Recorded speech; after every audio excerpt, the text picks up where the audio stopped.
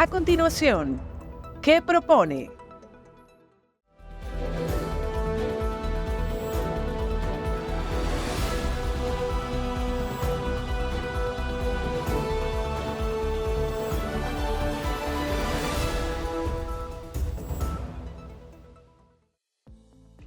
Hola, ¿qué tal, amigas, amigos? ¿Cómo están ustedes? Aquí estamos una vez más en nuestro programa ¿Qué propone? Y en esta ocasión nos acompaña otro de los candidatos que aspiran a sentarse en la silla de Miraflores este próximo 28 de julio y es Luis Eduardo Martínez. ¿Cómo está? Bien, contentísimo de estar contigo. Bueno, gracias por la oportunidad. No, gracias a usted por aceptar. No a todo el mundo le gusta sentarse para las entrevistas.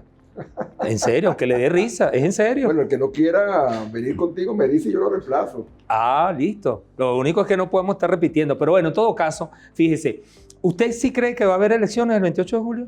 Te apuesto lo que sea, el 28 de julio hay elecciones en Venezuela. Sí, ¿no tiene dudas de eso? Ninguna Porque duda. hay rumores de que el gobierno podría suspender las elecciones. Usted, como dice la canción, esos son rumores. Son rumores, son fake news para decirlo en la moda. No hay absolutamente ninguna posibilidad, hasta donde yo tengo información, de que se suspendan las elecciones presidenciales. El 28 de julio los venezolanos vamos a votar por un nuevo presidente de la República. Usted, antes de que iniciáramos la conversación del programa, decía que está apoyado por 6 partidos. Muchos de esos partidos, COPEI, la misma Acción Democrática, Bandera Roja, son partidos judicializados. Eso no es importante.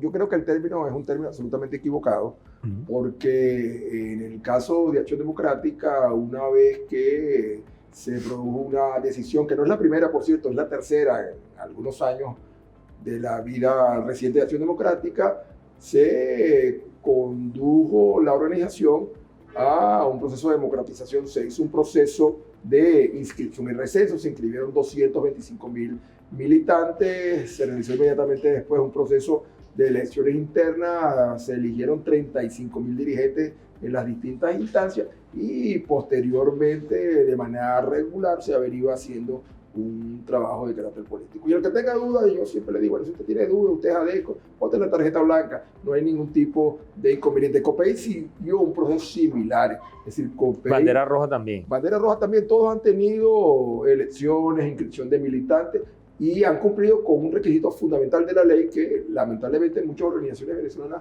no cumplen y siguen sin cumplir. En la Acción Democrática que yo crecí, pero en la política que crecí, era obligatorio que regularmente se realizaran elecciones internas. Yo crecí en una de que cada 2 años había elecciones, pero bueno, después se fueron espaciando a 5, a 10, a 14, a 15 años, y eso es una situación absolutamente inaceptable. Aquí hay organizaciones políticas, puedo nombrarles si fuera el caso, que nunca han realizado una elección interna. Entonces, eso es democrático. Ahora, lo triste es que se tenga que recurrir a instancias de carácter judicial y legal para obligar a que se realicen procesos electorales internos. Pero instancias judiciales que están cuestionadas y no de gratis, porque hay magistrados en ese Tribunal Supremo de Justicia que militaban en un partido y al siguiente día renunciaron y ya dejaron la militancia. Entonces, hay dudas sobre ese Tribunal Supremo que tomó esas decisiones. ¿Cuántos años tienes tú? Yo tengo 54. Bueno, tú tienes que haber vivido una época, porque yo soy un poco mayor que tú, en los cuales los magistrados, y eso pasa en cualquier parte del mundo, y podemos empezar a citar país por país, porque tuve la suerte de haber estudiado en varios países fuera de Venezuela, que otrora el proceso de selección de los magistrados de la Corte Suprema de Justicia, así se llamaba, atendía un entendimiento entre los partidos que tenían representación en el Congreso de la República. ¿Pero militaban en los partidos? Pues claro, puedes buscarlo. Y en el caso, por ejemplo, de los Estados Unidos, nadie critica que el presidente de los Estados Unidos, cada vez que se produce una vacante en la Corte Suprema de Justicia, llene ese vacante. Y tú ves entonces, y lo dicen los periódicos lo más tranquilos, tantos magistrados de la Corte Suprema de Justicia, tantos republicanos, tantos demócratas. Y tú vas a España y entonces también ves esa situación absolutamente normal. Entonces, estamos tratando de crear en Venezuela una especie de situación anómala con el resto del mundo. El hecho de militar en un partido político no significa que tú vas a actuar de espaldas a la justicia. Volvemos otra vez al caso de Estados Unidos, que nos encanta, como yo estudié ahí, trabajé allí, viví allí, entonces lo pongo muchas veces de ejemplo porque todo lo tomamos como un referente de democratización en el mundo. Hay magistrados designados por Trump probadamente republicano, porque buena parte del sistema judicial de los Estados Unidos es producto de las elecciones, se vota, se hace campaña para elegir un juez, que cuando llegó el momento de votar, por ejemplo, con un caso famosísimo que fue el de las leyes del aborto, votaron en contra de la posición del Partido Republicano. Lo importante es que la justicia se ejerza con absoluta probidad. Bueno, no voy a profundizar en el tema porque nos ocupan otros, pero usted ha dado los mejores ejemplos. Lo importante es que haya justicia, pero los resultados y los números dicen otra cosa, pero eso es otro tema. Yo quiero tocar el tema de Acción Democrática porque supuestamente, y para eso está usted aquí para aclararlo, hay 16 seccionales que estarían dispuestas a declinar el apoyo a su candidatura, y pasó en Táchira, algo así. También leía que militantes de Táchira, que para supuestamente apoyar a Edmundo González Urrutia. ¿Es eso cierto o eso forma parte de la campaña electoral? Hay una vieja canción, no me gusta, digamos, ese ritmo, pero un periódico de ayer. Me parece extrañísimo, Inardo, que tratando de ser un periodista tan actualizado como tú, olvides, ignores, a lo mejor no tuviste tiempo de verlo. Una imagen vale más que 100 palabras, ¿no dicen así? Y o ignores una fotografía que anoche se publicó en todas las redes sociales donde están todos los secretarios generales seccionales de Acción Democrática sonrientes, optimistas, contentos, abrazados conmigo, señalando que hemos terminado una jornada excepcional en el día, planificando lo que tenemos que hacer en el Sí, pero la fotografía trimestre. salió justo después de esos rumores. Pues, Entonces, eso era para callar los rumores. No, eso no es para callar los rumores, eso es para demostrar la unidad que nos caracteriza. ¿Qué sucedió? Lamentablemente estos son tiempos de fake news, cualquiera pone cualquier cosa en las redes y otros le dan...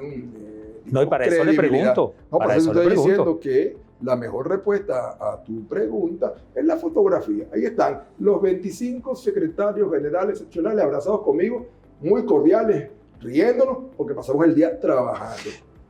También revisaba una información según la cual usted es el candidato que más está creciendo en las encuestas. ¿En cuáles encuestas? Bueno, en las que publicó Globovisión, en la publicó El Universal, la publicó Notitarde, la publicó Noti24, esas las vi yo, pero yo tengo en mi teléfono una prestigiosa encuestadora americana que contratamos y que ya nos produjo los resultados y que no hemos hecho público, precisamente para no convertir el resultado de las encuestas en un tema de debate electoral, porque yo he competido en 7 elecciones donde he ganado. Yo desde que tengo 21 años estoy compitiendo en elecciones, yo sé ganar elecciones. A diferencia de algunos candidatos que nunca han conseguido un voto, yo he cosechado miles y miles de votos. Yo me sé de memoria una regla elemental que tú también conoces. Las encuestas reflejan la realidad, ni siquiera de hoy, del día que se hizo el trabajo de campo. O sea, que usted va a ganar. Usted va a ganar. Pues claro que voy a ganar. Si no estuviera aquí, estuviera dedicado 100% a las cosas que yo me dedico normalmente. Porque a diferencia de otros que no hacen más nada que política, yo soy rector de una universidad privada venezolana de las más prestigiosas del continente, soy chancellor de una universidad en los Estados Unidos, soy directivo, ya perdí la cuenta, de unas cuantas empresas privadas venezolanas y extranjeras, y tengo que hacerlo. Entonces yo estoy dedicado a esto porque estoy convencido de que es necesario que en Venezuela se produzca un cambio pronto, y que nos convirtamos en una alternativa que los venezolanos evalúen correctamente. Ese mismo estudio que acabo de revisar con mi comando de campaña muestra que los venezolanos están cansados de la diatriba política, que están cansados de las peleas, que están cansados de la confrontación, que están cansados de los insultos, que lo que quieren es propuestas, que lo que quieren es que se tome como fundamento de cualquier campaña los temas económicos, los temas sociales, y que se entienda que por encima del quehacer político partidista está el interés nacional. Sí, fíjese, hay un sector del país que lo considera usted y a otros candidatos que son candidatos puestos por el propio gobierno. Que son candidatos del gobierno. Mi primero yo postulé. Eso, y ojo, no lo digo yo, estoy diciendo que está en la calle. Pero en la calle no, porque yo agarro y le pregunto ahora, podemos bajar a varios. ¿Y quién me puso a mí? Yo aspiré a la candidatura presidencial de Acción Democrática cuando otros 6 militantes con todo derecho aspiraban. Hubo todo un proceso que duró varios meses, al término del cual uno tras uno fueron declinando. Aquí estaba sentado conmigo hasta hace unos minutos Leomarno Flores, diputado del Congreso de la República, el secretario del Consejo de Ministros, el secretario del presidente Carlos Andrés Pérez, que era uno de los aspirantes, y llegó un momento que yo, mire, lo dije incluso en televisión, yo declino en favor de Luis Eduardo, después declinó uno y otro, y finalmente declinó Bernabé Gutiérrez Parra, que sigue siendo el secretario general, era el secretario general del partido en ese momento, tenía como tal bastantes posibilidades de serlo, y declinó en favor mío. Es decir, los candidatos que se presentaron en la Acción Democrática, en la cual milito, declinaron en favor mío, como están declinando otros candidatos de otros partidos en este momento. Yo que viví de cerca, porque era una relación padre-hijo, el proceso de defenestración de Luis Alfaro hace unos años atrás, digo que nosotros fuimos capaces, en el ambiente de mayor amistad, compañerismo, de resolver el dilema interno de la candidatura de Acción Democrática. Yo soy el candidato hoy, no solamente de Acción Democrática, algo impensable hace unos años atrás, sino también de COPEI, pero más impensable todavía, conmigo se sientan los hombres que con las armas en la mano, Eder Puerta, Pedro Belli, para decirle con nombre y apellido, combatieron a los gobiernos de Acción Democrática. Conmigo se sientan hombres que son responsables. Y bueno, eso pasó y pasaron 9 años presos por eso, de secuestros en una época. El secuestro más famoso de mi estado adoptivo, Monaga, fue el de la familia de los hermanos Molinos Palacio. Eder y Pedro fueron los autores de ese secuestro. Hoy, como resultado de la política de pacificación que mi compadre Rafael Caldera adelantó siendo presidente de la República, de mi compadre, porque fue otra demostración de mi capacidad de unir, el padrino de mi hija menor, hoy ellos se sientan aquí y dicen, fue un error la lucha armada, hoy estamos contigo en la lucha cívica. Yo reúno hoy el espectro político total venezolano, desde la extrema izquierda representada en bandera roja hasta la extrema derecha representada en la derecha democrática popular. Pero le decía que por ahí lo vimos saltando charcos. También vamos a ver el porfiado de Carlos Andrés Pérez. O la idea es esa. Estoy orgulloso de ser legatario no solamente de Carlos Andrés Pérez. Yo soy candidato de ley de COPEI, también por cierto de bandera roja. O sea, alguien decía Guanábana, pero con guinda roja.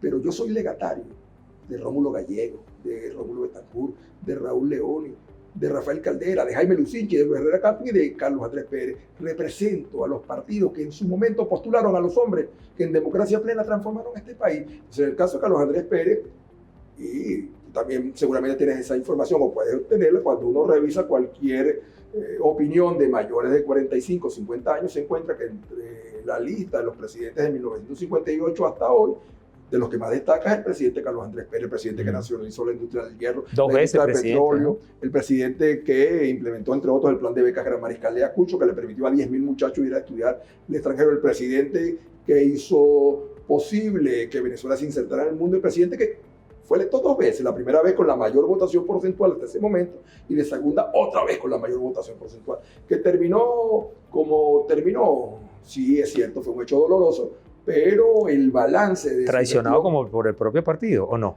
Pero bueno, no quiero desviarme, fíjese. Usted está proponiendo una reforma constitucional.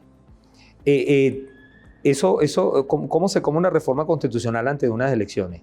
Si primero la presidencia de la República, ¿cómo es el planteamiento? Es importante que el electorado conozca cuáles son los propósitos fundamentales de una gestión de gobierno. Vuelvo a decirte, y va más allá de lo que digan los estudios de opinión, yo a veces me pongo en el papel de un elector, que también lo he sido.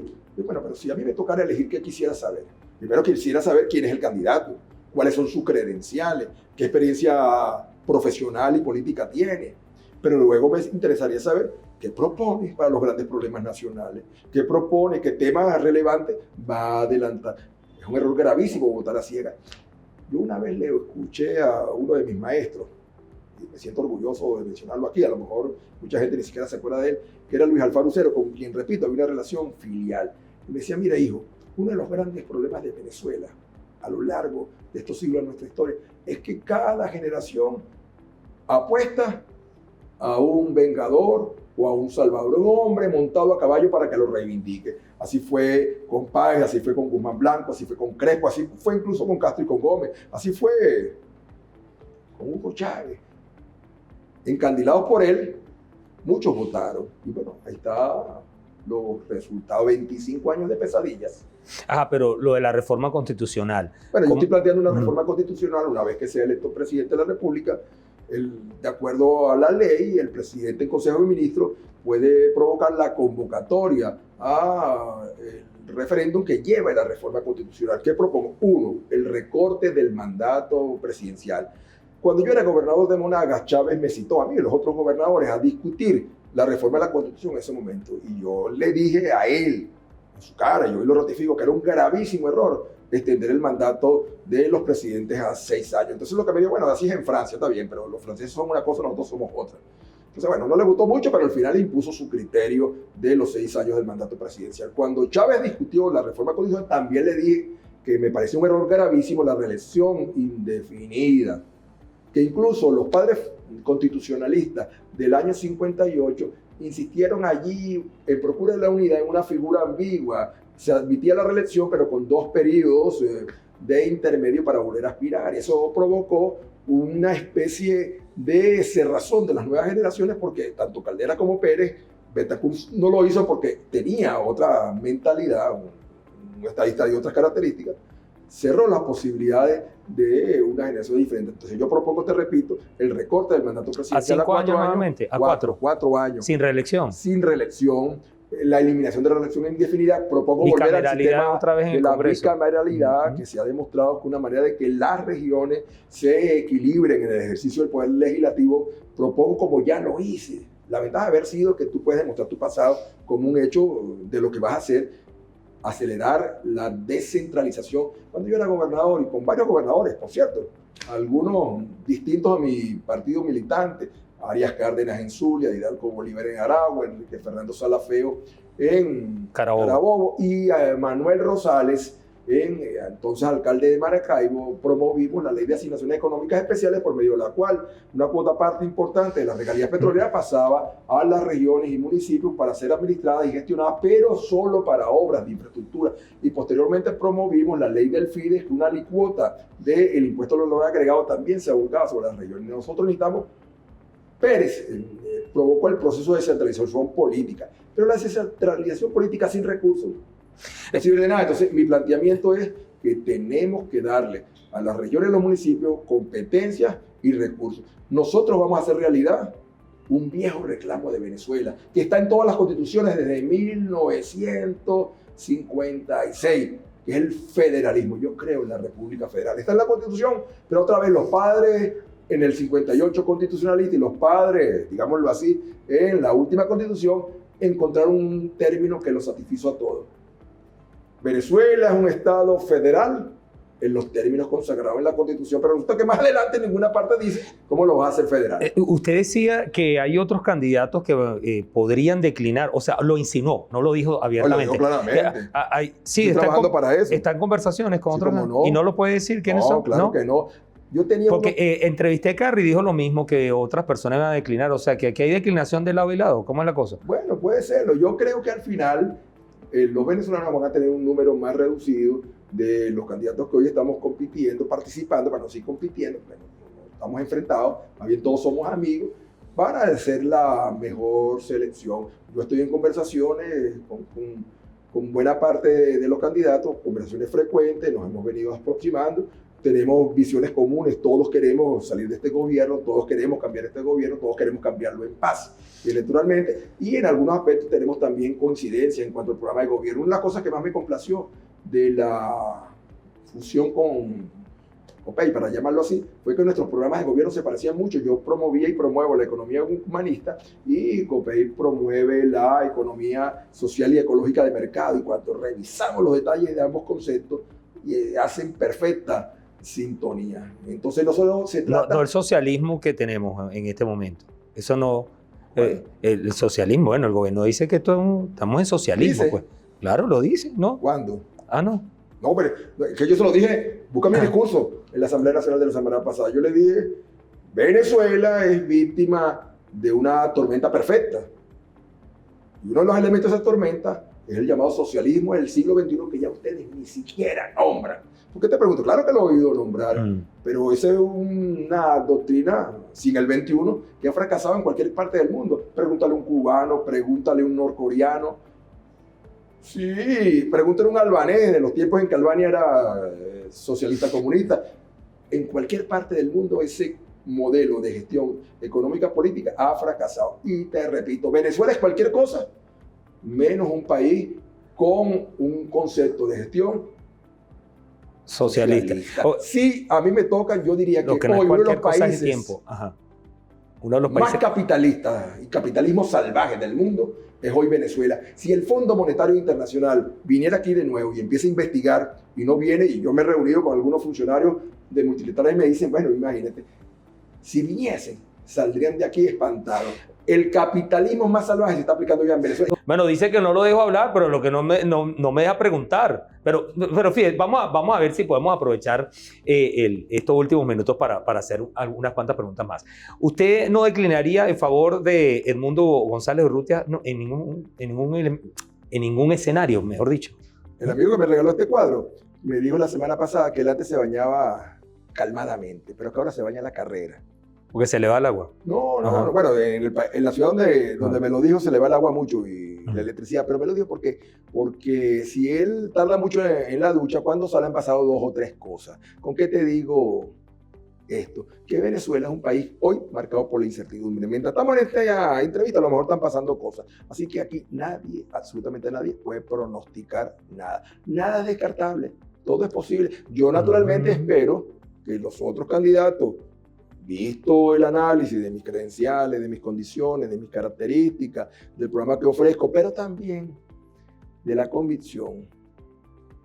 Y bueno, no sé si suena bien, la única alternativa de cambio en paz, Hernando, en Venezuela hoy soy yo. Aquí no hay otra alternativa de cambio en paz. Yo garantizo un gobierno de transición, pero también garantizo un gobierno de unidad nacional, donde todos, absolutamente todos son respetados, pero donde no haya ni perseguido porque ni usted sí perseguidor. garantiza la paz y no puede ser, y Edmundo González Urrutia, que es uno de los candidatos más nombrados, obviamente porque además tiene el apoyo de María Corina Machado, que ya conocemos la historia, pero también ha hablado de transición y tiene un lenguaje moderado. O sea, ¿por qué usted sí garantiza la paz y no lo puede garantizar Porque u otro? en mi caso, y no discuto lo que digan los demás, hay una larga historia personal que muestra mi capacidad de conciliar, de entender, de consensuar. Y los hombres tienen que verse no solamente por lo que se dice. Un profesor mío de sociología decía, hay una pauta de pensamiento y una pauta de conducta. Entonces, cuando hay una correspondencia entre la pauta de conducta y la pauta de conocimiento, entonces la cosa es cierta. Yo he demostrado una y otra vez a lo largo de mis años de gestión pública y privada que soy un gran conciliador y he tenido la oportunidad de desempeñarme en posiciones de poder. Y eso le ha costado que la gente lo perciba cercano al gobierno. ¿No le importa eso? No me importa. Cuando yo me convertí en gobernador de Monagas, eran tiempos de muchísimo sectarismo. Lo primero que yo hice fue ir a Miraflores a invitar al presidente Caldera. Bueno, que de casualidad no me expulsaron de Acción Democrática. ¿Cómo yo iba a invitar al presidente de la República que era militante de otro partido distinto a él? Bueno, ¿y a quién voy a invitar? No es el jefe de Estado. Y cuando salí del despacho de Miraflores, entonces los periodistas podían transitar por los pasillos de Miraflores. Entiendo que ahora no. No sé si tú has ido en estos días por allá. No. Tengo rato que no voy por Miraflores y no creo que vaya. No, si puedes ir. El año que viene voy a ir a visitar. Bueno, si usted es el presidente y gana y me invita, con yo voy todo a hablar gusto. con Pedro Leal, que estará ahí al lado mío para que te invite. Entonces, volviendo al tema, cuando salí del despacho presidencial, nunca se me olvidó, un periodista me atravesó ahí, tú sabes, al viejo estilo. Nada de esos aparatos de grabación grandísimos. Usted como gobernador de la oposición, un momentico, búsquese un diccionario. Gobernador es el que gobierna. A mí me eligieron los monaguenses para gobernar, no para hacer oposición. Entonces, ¿a dónde voy con esto? Yo soy parlamentario. Yo la semana pasada reclamé fuertemente que el aumento salarial que se iba a otorgar con motivo del 1 de mayo tenía que apegarse estrictamente a los resultados del foro del diálogo tripartito social, que en la OIT, con el apoyo de la OIT y sus técnicos, señalaba que el salario de arranque, el salario mínimo, debería estar en orden de los $230 americanos. Y lo planteé con firmeza. Hace unas pocas horas planteamos también que la ley que se discute para defender las pensiones y las jubilaciones, que 25 años después que se dieron cuenta que era importante, la manera de hacer sostenible ese programa es con que el 100% de los recursos que se han birlado, para no decir la palabra vulgar que debería utilizar en el transcurso de estos años, sean destinados a eso. Porque sí es cierto lo que decía Rafael No Ramírez. quiero interrumpir, pero voy a tener que interrumpir porque no me deja preguntarle. Entonces, fíjese, usted está de acuerdo en lo que se hizo de no permitir que la mayoría de los venezolanos que están en el exterior no se inscribieran, No estoy de acuerdo. de todas las trabas que se pusieron. No estoy de acuerdo, estoy absolutamente de acuerdo. 100% en desacuerdo. Yo creo que tenía que haberse facilitado, pero lo reclamé en su momento una y otra vez. Otra vez, busquemos el historial. Hay algunos candidatos que no abrieron la boca sobre eso. Yo sí la abrí. Bueno, tú sabes que el Día del Trabajador me llamó muy la atención. O sea, cuando yo estaba ahí, que tenía 18 años, que empecé en la política, siempre me decían, el Día del Trabajador tiene que felicitar a los trabajadores. El Día de la Mujer tiene que felicitar a las mujeres. El Día de la Juventud tiene que felicitar a los jóvenes. Bueno, en estos días estaba viendo el Día del Trabajador y yo en la mañana empecé a reclamar sueldos, salarios, jubilaciones y pensiones y tal. Y en la asamblea del día anterior había reclamado también. Y yo dije, bueno, pero ¿cómo es posible que tú seas candidato presidencial y a las 6 de la tarde ni siquiera has mandado un mensaje de felicitación a los trabajadores? Ya, ¿cuánto tiempo tiene usted que no se reúne con Henry Ramos Alú? Aproximadamente 2 años quizás que estuve en mi casa, me visitó en mi casa, comió en mi casa, al día siguiente fue a la casa de mis hijos en Maturín y también comió allá. Y un poco después fue a nuestra casa, y digo nuestra casa porque la dueña de la casa era Larisa, ya esa la vendimos en Tucupita, donde mi mujer era la secretaria general de Acción Democrática en Delta Macuro, era la diputada de la Asamblea Nacional y era la candidata a gobernadora que ganó en primaria. Sí, esa fue la última vez que vi a Henry en nuestra casa de Tucupita, donde le dimos las atenciones que se le daba y se le da a un amigo. ¿Usted cree que Acción Democrática, la otra Acción Democrática, porque hay dos quizás, no sé si la... ¿No hay dos? No hay dos. ¿No? Hermano, hay que una tenga sola. Duda, si usted es ADECO, usted el día 28 de julio agarre y cuando ve abajo y a la izquierda la tarjetita blanca, ¡pum!, sella y marque ahí. Ahí no hay duda. Ahora, de cara al 28 de julio, ¿la maquinaria DECA está aceitada? Porque siempre ha habido fama de la maquinaria DECA. Pero, ¿sí? Hoy estuvimos evaluando junto con O sea, no nuestros está amigos. dividida tampoco. No. Una con Urrutia. No. Nosotros hicimos un primer ejercicio de simulación cuando el referéndum consultivo, ahí acreditamos en el CNE unos 15.000 testigos a meses de distancia de las elecciones presidenciales.